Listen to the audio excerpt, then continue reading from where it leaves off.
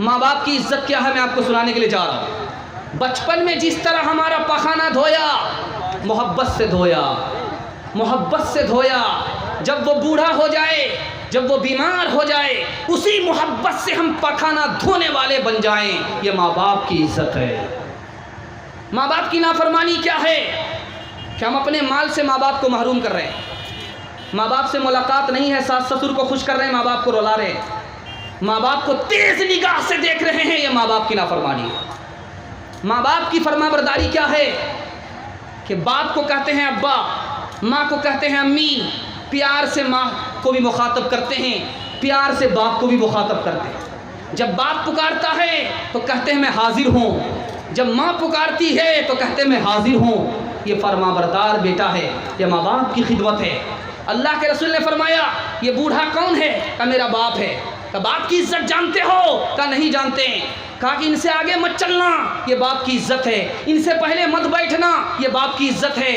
इनका नाम पुकार करके मत लेना, ये बाप की इज्जत है। इनको मोहब्बत की आंखों से देखना, गुस्से की आंख से मत देखना, ये बाप की इज्जत है। अगर आप माँ बाप की इज्जत करते हैं तो माँ बाप की इज्जत कीजिए। अगर आपसे माँ बाप की इज्जत नहीं हो पाती है तो मैं हाथ जोड़ करके कहता हूँ, अगर अपने माँ बाप को माँ बाप नहीं समझते हैं तो कम से कम अपना पड़ोसी समझिए। अगर माँ बाप को माँ बाप नहीं समझते हैं, ससुराल वाले को खुश रखा है, माँ बाप को रुला रहे हैं, ससुराल वाले को खुश रखा है, माँ बाप पर दुनिया तंग कर रहे हैं, पड़ोसी तक का हक नहीं अदा कर रहे हैं, माँ बाप को पड़ोसी की तरह भी नहीं समझ रहे हैं, तो याद रखिए मरने की देर है, फिर आखिरत अंधेर ही अंधेर है। न दुनिया मिलेगी न दिल मिलेगा। हाथ जोड़ करके आपसे कहता हूँ, 2 मिसाल दे रहा हूँ, पैगाम को ख़त्म कर रहा हूँ। आप अक्लमंद आदमी हैं, आँख खोलने की ज़रूरत है, इंशाअल्लाह आप इसके बाद ठोकर नहीं खाएंगे। ध्यान दीजिएगा, 2 मिसाल दे रहा हूँ। बूढ़ी माँ घर में है, बहू आई, देखा कि बीमार है, उठ भी नहीं सकती, चल भी नहीं सकती, तो औरत कहती है कि पहले इस बुढ़िया को जंगल में फेंको, तब तो मैं घर में रहूँगी वरना नहीं रहूँगी। अब इतना बड़ा ज़नमुरीद था, जोरू का गुलाम था, बूढ़ी माँ को उठाया जंगल में ले जाकर के फेंक दिया। एहसास हुआ, भेष बदल करके गया देखने के लिए, बुढ़िया को शेर ने खा लिया होगा। जब गया तो देखा कि बुढ़िया रो रही है, भेष बदल करके पहुंचा है, पूछता क्यों रो रही हो? कहा मैं बेटे पर रो रही हूँ। कहा यहाँ किसने फेंका है? कहा कि मेरे बेटे ने फेंका है। तो कहा किस पर रो रही हो? कहा बेटे पर रो रही हूँ। कहा बेटी पर क्यों रो रही हो? कहा कि जंगल में मेरा बेटा छोड़ करके गया है, डर लगता है माँ हूँ, कहीं मेरे बेटे को शेर तो खा नहीं गया, इस पर मैं रो रही हूँ। कहा मर जाने दो उस नालायक को जिसने तुम्हें जंगल में फेंका, उसके ऊपर क्यों रोती हो? तो माँ का दिल देखिए, आखिर तो मैं माँ हूँ, मेरे सीने में दिल है, कोई पत्थर की सिल नहीं है। दूसरी मिसाल ला रहा हूँ, बहुत ध्यान से सुनिएगा।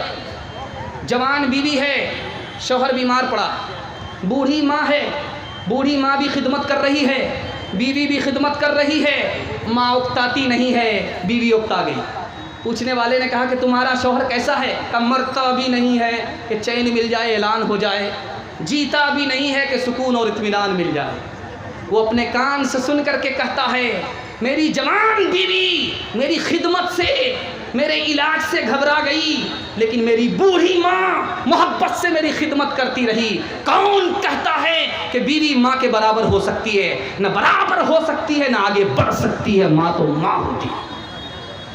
हर चीज तो मिल जाएगी बाजार में, लेकिन बाजार में, लेकिन हर चीज तो मिल जाएगी बाजार में, लेकिन बाजार में, लेकिन माँ बाप से बढ़कर कोई दौलत न मिलेगी। आंचल जो उठा कर के दुआ माँ तेरी कर दे, माँ तेरी कर दे।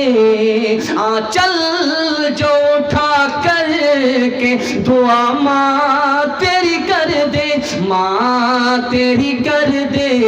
दुनिया हो या उक़बा कहीं जिल्लत न मिले